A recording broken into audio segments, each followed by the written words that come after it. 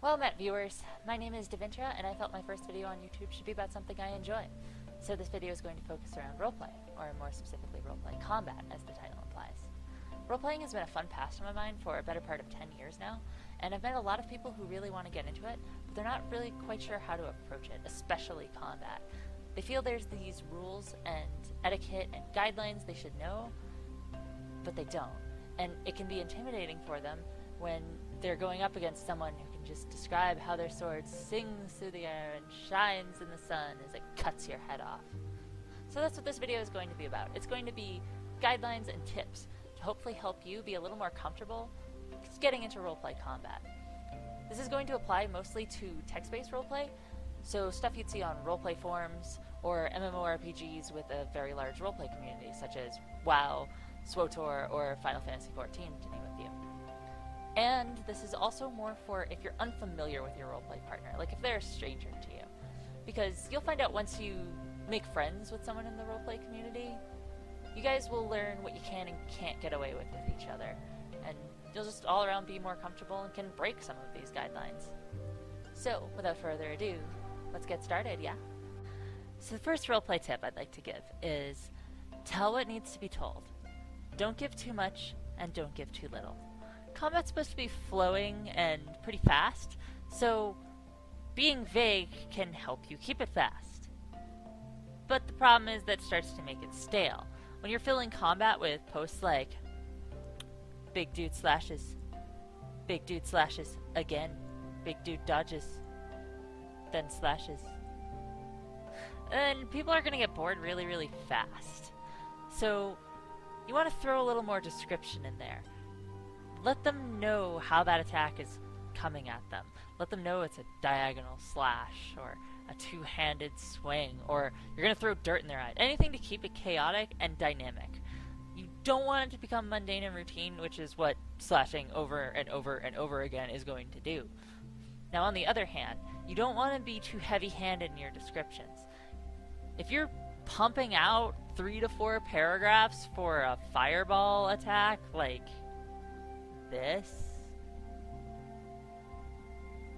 then you're going to slow combat down considerably, and your RP partner might get bored or just straight tired from reading all those walls of text. Those big paragraphs can be off-putting to people, so it's kind of important to keep your descriptions at around, I'd say, a paragraph or so. No longer than that, or I feel it starts to get a little bit too long. Unless, of course, it's going to be a big moment, and there needs to be a little bit extra thrown in to help get that point across, then by all means go nuts. But just keep in mind, on a regular basis, when you're doing regular attacks and you're just keeping the combat flowing, describe what you need with as much flavor as possible in about a paragraph or so. That helps you for not giving too much or too little and aiming for the center. This next tip is for roleplay combat that uses dice or random number generators such as rolls.org to decide whether an attack hits or not.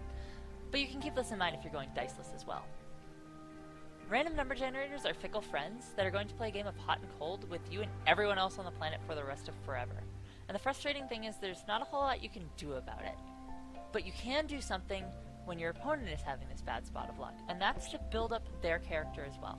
And by that I mean, make it still seem difficult for your character to continue to win, even if you're winning all the rolls. Have your blade get knocked out of your hand, or have a block take a lot of effort. Have it force you back through the ground, if you're in that high fantasy, over-the-top combat style. The reason to do this is you'll build respect for your RP partner, and it will make it seem like you're just not out to have the best character in the world. Besides, most people don't create characters to see them get stomped. It's just not the reason why they created them. So keep that in mind. And if you're lucky, in the future, when RNG is just slapping you in the face over and over again, and then when you fall over continues to slap you in the face, your RP partner will do something similar as well, and you won't just get stomped. So, being trapped is bad. It's common sense. And no one likes to be forced to do anything, which is also common sense. Trapping is making an attack that forces an opponent to react a certain way, or is almost near impossible to block. I find this is more of a problem with hand-to-hand combat, but magical attacks that take a really long time to charge up are also at fault here, because you're just assuming that your opponent's not going to do anything while you're charging that Mega Death Laser. I've also seen posts where someone will slide under someone's legs, spin them around, grab them by the shoulders, and then knee them in the gut with both knees. That person can only really take those knees to the gut and double over, or take the knees to the gut and just act like they didn't care. The reason this is bad is because you're assuming a lot of these things are just going to work and go in your favor. Now, if you wanted to do something like what I just mentioned, which was like 4 attacks, then you should probably type out something such as, I go for a punch. If that punch connects, I go for a slash. That way, your opponent can decide which of those to dodge, or how to react to those. And if your opponent just happens to dodge them, that attack doesn't even have to happen. It keeps things open-ended, even when you're going for those crazy complex attacks. But if you're just walking up to people and being like, I grab you, and then I punch at you, they're probably just gonna get chapped. And remember, we're all in this to have fun, so let's not go around chapping people. So that's about it for my first few tips on roleplay fighting. This video was going to be a little bit longer, but I decided to trim it down and make my first video on YouTube short and sweet. But I do have plenty more ideas to help improve roleplay combat, and I will be posting them soon.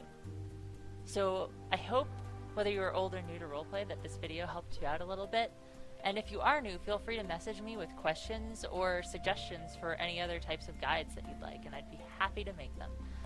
Remember to keep in mind that this is also my opinion, and I don't feel it's the way to roleplay.